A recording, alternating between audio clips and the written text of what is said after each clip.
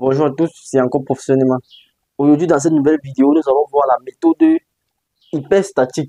Donc, il sera question pour nous de déterminer les réactions aux appuis, écrire les équations et tracer les diagrammes. Donc, si tu es élève et si tu es étudiant et tu aimerais savoir comment est-ce que on traite ce genre de système, cette vidéo est faite pour toi. Donc, n'hésitez surtout pas d'aller liker, partager au maximum et laisser un commentaire car ça donne la force. Merci. Donc, on peut commencer. Ici, résolution, qu'est-ce qu'il nous faut d'abord? Premièrement, lorsqu'on a fait un système comme ça, hyperstatique, il nous faut d'abord isoler notre système. Donc, si je prends ici, je mets ici petit a, isolons le système. Isolons le système. Donc, ici, là, j'ai les appuis simples. Et lorsqu'on a affaire à une charge repartie comme celle-ci là, lorsqu'on isole le système, elle va se traduire en charge pondérée. Donc, ici, ma poutre fait pratiquement 5,8 ici, 5,8 ici. Donc, ma charge pondérée doit venir se placer au milieu ici. Et quand elle devient pondérée, ça devient grand Q. Grand Q qui est égal à quoi? Petit Q, petit QL. Donc, j'ai quoi? J'ai mes deux forces ici aux extrémités, F, ici, F, c'est égal à 29 kN. Donc, j'ai mes appuis ici. J'ai RA, ici. Même chose ici, j'ai RB, là, ici. J'ai RC. Donc, lorsque j'ai déjà isolé mon système comme ceci, qu'est-ce que je fais? Bon, d'après le principe, de mes ici petit b, d'après le PFS, dans le principe fondamental de la statique, qu'est-ce qu'on a? On a la somme des forces extérieures qui est égale à 0 et on a la somme des moments par rapport à un point. On va lancer le moment par rapport au point A. Des forces extérieures qui est égal à 0. Donc ici, qu'est-ce que nous aurons? Nous avons quoi ici? Nous avons notre petit retrait X, Y et nous avons le sens de notre moment ici compté positif. Donc, somme des forces extérieures qui est égale somme des forces extérieures ici qui est égal à 0. Qu'est-ce que nous aurons ici? Nous aurons ici R, nous aurons ici RA plus RB plus RC moins quoi? Moins 2F moins quoi? Moins grand Q qui est égal à 0. Donc, on lance dans le moment. Puisqu'on lance le moment par rapport à A, ce qui veut dire quoi? C'est que tout ce qui s'applique ici là devient 0. Donc, je projette RB. Je lance RB par rapport à A. Ça me donne quoi? Ça me donne 5,8 RB. Je projette quoi? Je projette RC par rapport à A. Ça part dans le même sens de mon repère. Donc, ici, là, j'ai quoi? J'ai plus 11,6 quoi?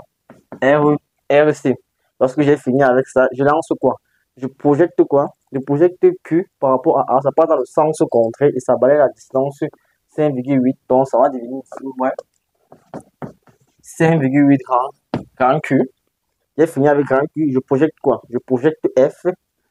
Moins, pourquoi pas? Ça part dans le sens contraire de celui de mon repère choisi. Donc, j'aurai quoi? J'aurai moins. Et ça valait quelle distance? 11,6. 11,6 quoi? F qui est égal à 0. Donc, puisqu'on a déjà fini avec le principe fondamental de la statique, il nous faut maintenant trouver quoi? Il nous faut maintenant trouver les réactions elles-mêmes. Et nous n'allons pas directement calculer nos réactions ici. Avant de calculer nos réactions ici, il y a des démarches à faire.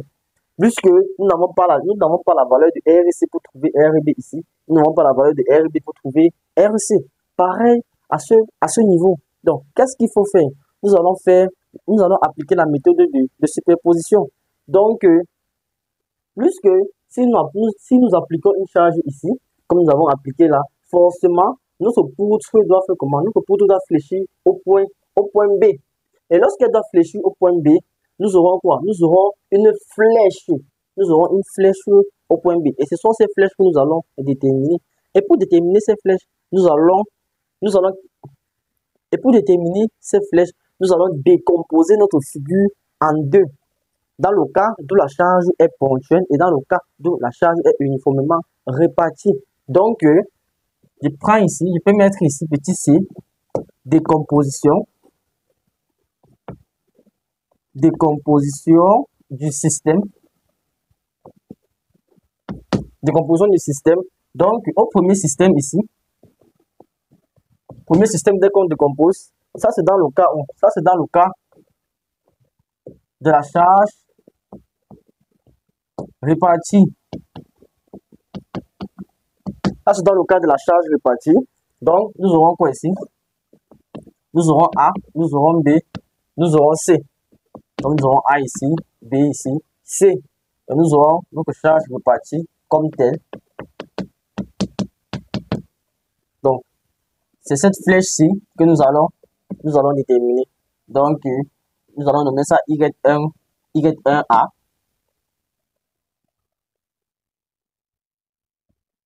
Donc, nous allons nommer ça Y1B.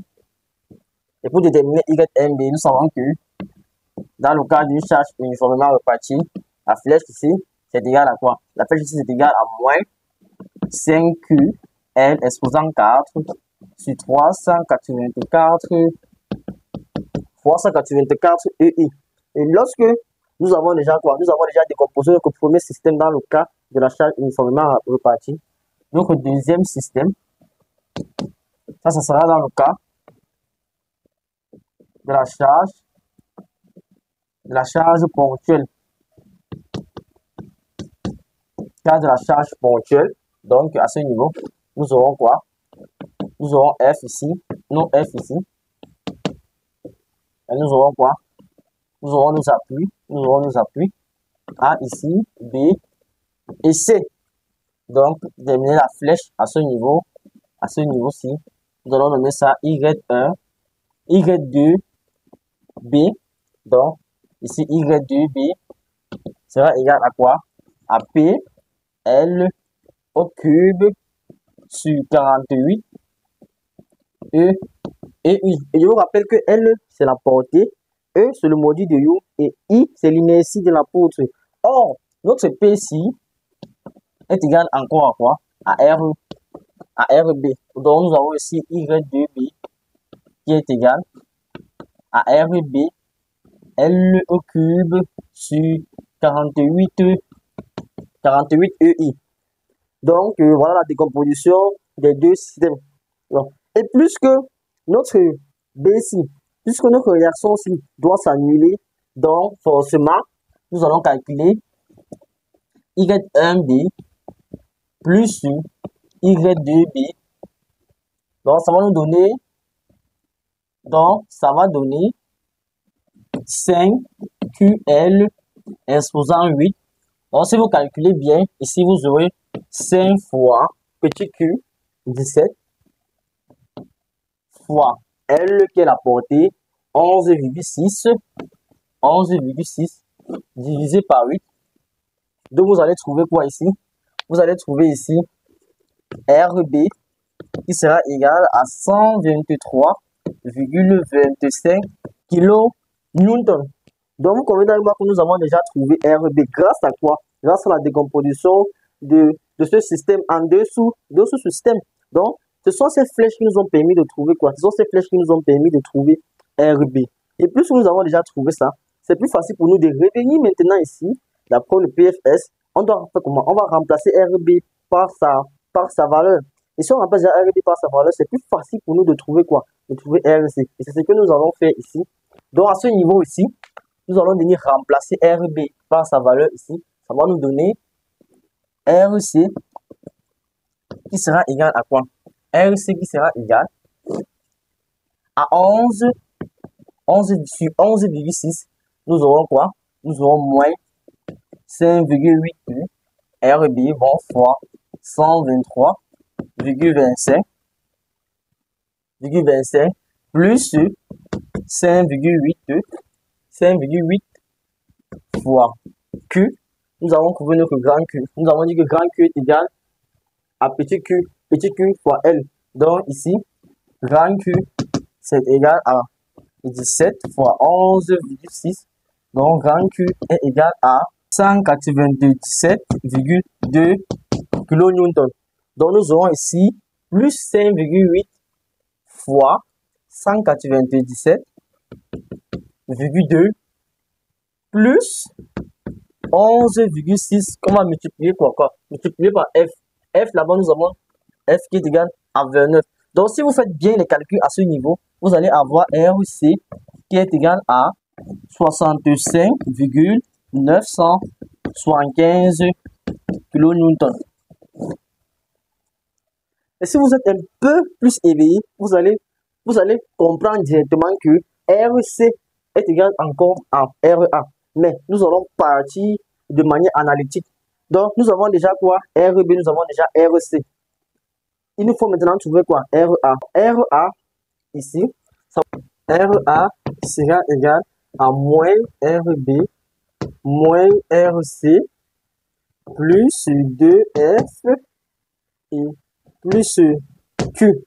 Donc, voici RA. J'ai juste renvoyé RB, RC moins 2F moins Q ici là. Puisque j'ai déjà RA et j'ai déjà mes valeurs, ça veut dire RA sera égal à moins RB. J'ai RB moins 123,97 moins RC moins 65,975 plus 2F 2 fois 29 plus grand Q. Nous avons calculé grand Q, ça nous a donné plus 197,2. Donc, si vous calculez bien RA, vous allez avoir 65,975 kN. Donc, vous convenez avec moi que RA que nous avons calculé, c'est égal encore à RC. Nous n'allons pas nous arrêter là. Pour vérifier si nous avons trouvé nos réactions, nous allons appliquer la formule qui dit la somme des forces qui montent, ça doit être égal à la somme des forces qui descendent. Donc, comme force qui monte, qu'est-ce que j'ai? J'ai RA plus RB plus RC. Ça doit être égal à la somme des forces qui descendent. Donc, j'ai 2F plus grand Q. Donc, si vous calculez bien ça, vous combinez bien tout ceci, ça va vous donner 255,2 kN. Ce qui fait ici 255,2 kN. Donc, vous voyez que ensemble, nous avons pu déterminer les réactions. Ensemble, nous allons encore écrire les équations et tracer le diagramme.